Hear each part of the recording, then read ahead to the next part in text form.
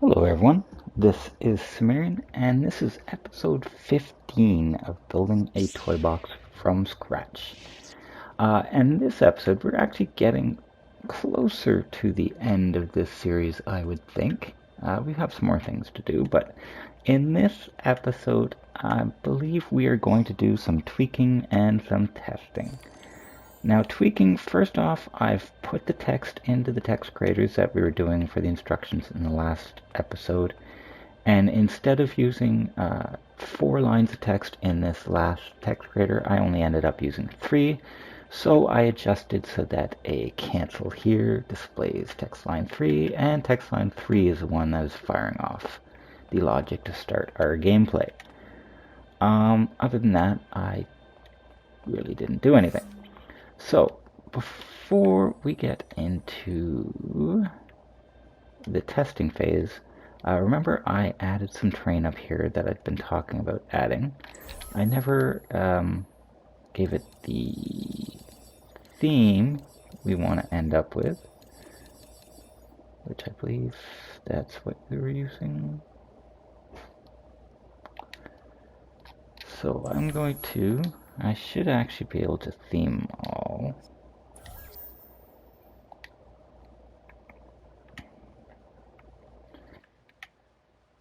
Have it all theme up. And then over here, we want to fill in this terrain so we don't have these gaps. And I also think we want to put some sort of cliff up here to continue this cliff and just end off over there. So let's just quickly grab some terrain and fill this in. Later, I may end up adding some trees, maybe, but maybe not. It will all be in near the end. I usually go into a series of tweak then test then tweak then test kind of modes, and that fits pretty good. And that's where I will generally do things like that. What's going to fit in here? That'll fit fairly nicely right there. Those are probably going to be too big. I'll probably have to switch back to this guy.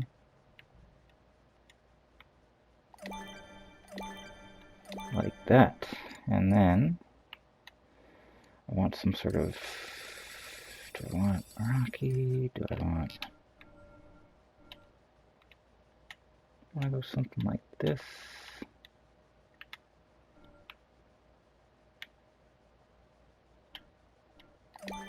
I go something like this. But the problem is it'll end there. Those will be way too high for what I want. Unless I go down like this.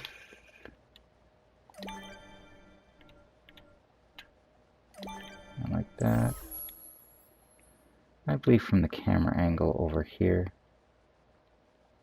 that should look pretty good. We'll give it a try and we'll see how it looks, and if I don't like it, we'll change it later.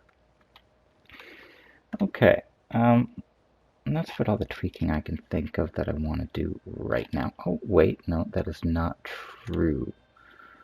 I want, this button is pushed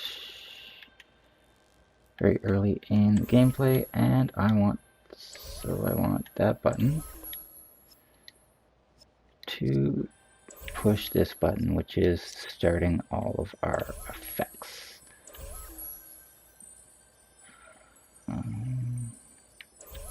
Now what I also want to do is move these buttons a bit off the ground. So even if the player somehow glitches themselves outside, they don't have access to some of these buttons. And I'm going to move the starting point of gameplay up into the forest. And I'll put it right down around there. And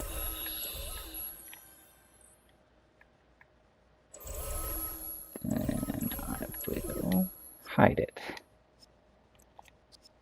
so it will not be visible. Perfect. That should work. Now, testing, as I said before, very important part of your process. And you have to try and generally think of every possible silly thing a user might do that will, something you would never do when you're running around doing it. For example, like if I just would randomly fall off the edge of this cliff for no reason whatsoever. Now, of course, I don't have checkpoints activated or anything like that yet, and I'm not even in the gameplay yet. And when my gameplay begins, I will mostly be locked in this box here where I can't get out, so I shouldn't be able to fall or anything. Shouldn't be the key operating word here. But when the game first starts and all the instructions are going, I'm going to be going to this locator where the player could freely roam around and accidentally fall off an edge, which could possibly screw things over. So what I'm going to do right now is I'm going to put another little terrain, something small. I'll put just a terrain block, and a terrain block, and a terrain block, and that. I'll even cover it over. That doesn't have to be anything fancy, because hopefully the player should never really see it. But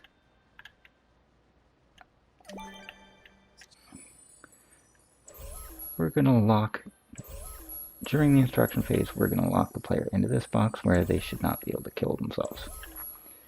Just thinking ahead before I even start the testing. I'm testing the game with how the process would go and what could possibly happen. And so that's why I built that box. So after the testing is done, player is then locked in here and shouldn't be able to kill themselves or anything silly like that. So what we should do is try to get enemies stuck up here and just randomly do silly things in the first test. So I'm going to quickly save the game, and then I'm going to run test number 1. And in test number 1, I'm intentionally going to try to screw up this game. It's my goal in test number 1. And then test number 2, I will actually try to see if I can play through the game to the end, if I follow the rules and everything. Oh, that is so cool how he's sneaking around like that. Anyway, I guess I just noticed that with the rebels. I'd heard about it. Anyway, I'm going to save this quick, and then we will move on. Alright, so we saved the game, and now we're going to run test 1. See how that goes.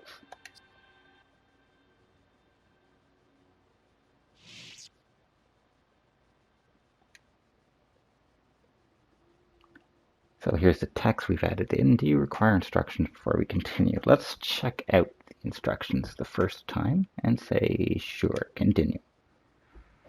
This challenge, you'll be trying to save animals from this forest fire by guiding them to a river. You can move the camera back and forth by moving left or right. The camera moves to the right. The animals will appear over here and start heading towards the river. Your goal is to guide them safely to the river while avoiding obstacles. Fair enough. You can only control animals that are within the blue circle. Move up or down to guide the animals around obstacles. Guide as many animals as possible to the river within 5 minutes. Watch out, as more fires may break out during the game. Who can help save the most jungle animals? Alright, and here we are.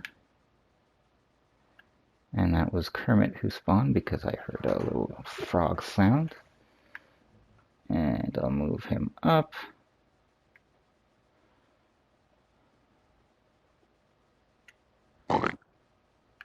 And I'll move him down. And right about there should be fine. Boomba. Move him up. Now I'm trying to break the game, so I should be trying to break the game.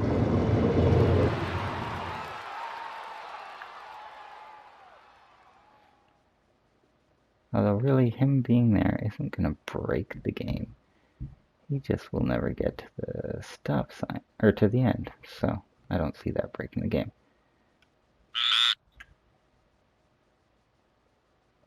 Aha, now there's something I didn't think of. Again, this is why we test. If I go off the very edge here, there's no trigger area down there to instantly defeat the enemy.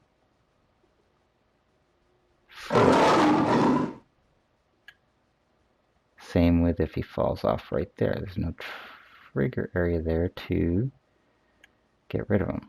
So, and that's going to be the same all the way around here. So there's a little tweak we've already figured it we need to add.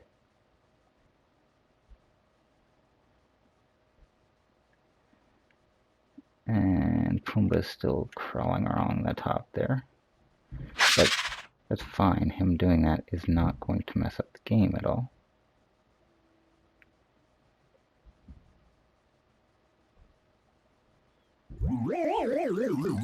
Perfect. Now I wonder if I can go over there and save him. I can. So you can recover him from that. So that works perfectly. I like that. And we'll let her make it all the way. There's a Yeti, gonna fall in there.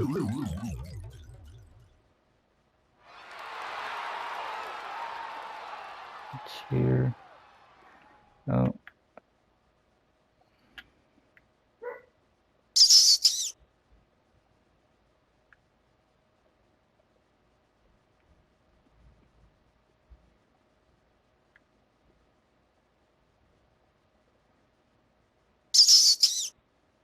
Okay. What did he hit? He must have fallen in. He hit.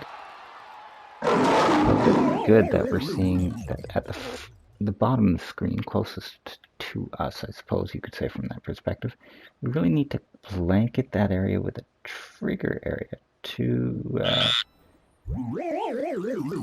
take care of townspeople that we inadvertently or on purpose knock off the edge here.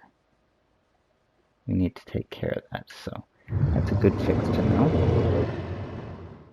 And so far, I think that's the only real problem I've run into. Now, if I look at the train, I kind of want it to keep going out a bit more to the left there on this side. So that's something we can easily do.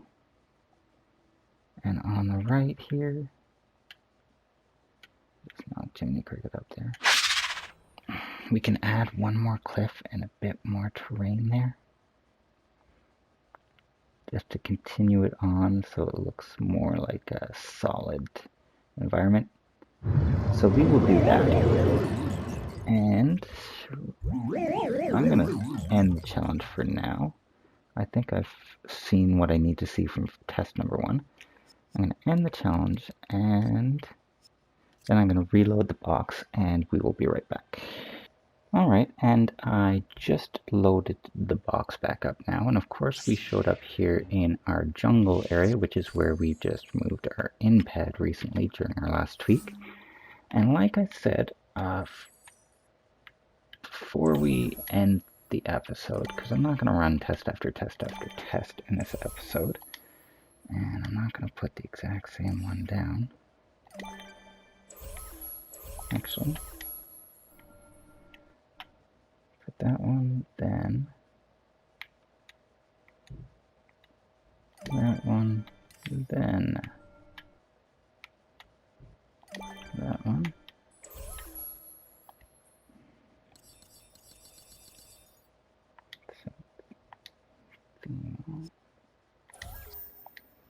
Okay. Just trying to stretch this out a bit further. And put him to there. And what should we have?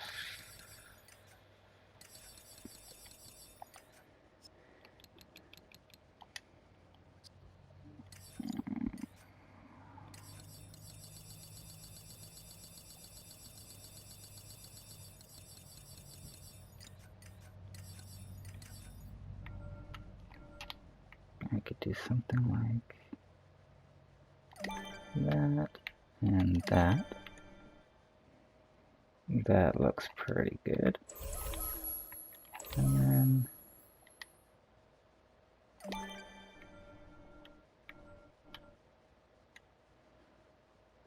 go like that. And add some of these in to fill that area in. And fill these gaps here. And that should be good for this side. Now the other side, we want it to go out a bit further. So I actually want... is there a bigger version of this guy?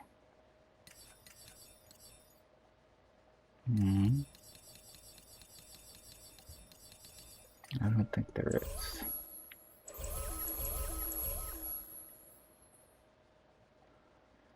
So how about I put one of them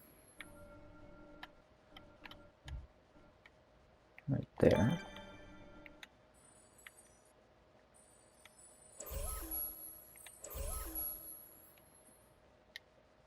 Or I make this guy bigger. That's what I'll do.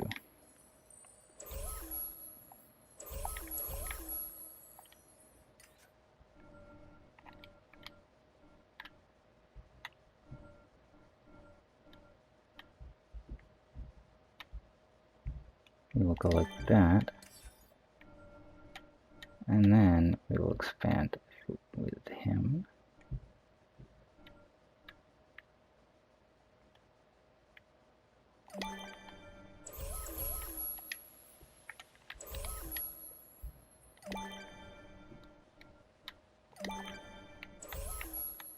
Like that. And then we'll cliff it up a bit more.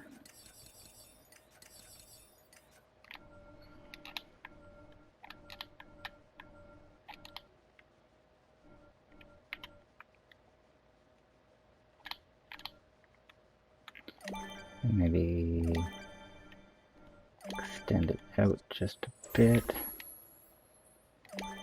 Extend this out a bit. And that looks like a 2 by 2 by 2, which is a 6. Perfect. It should be that size.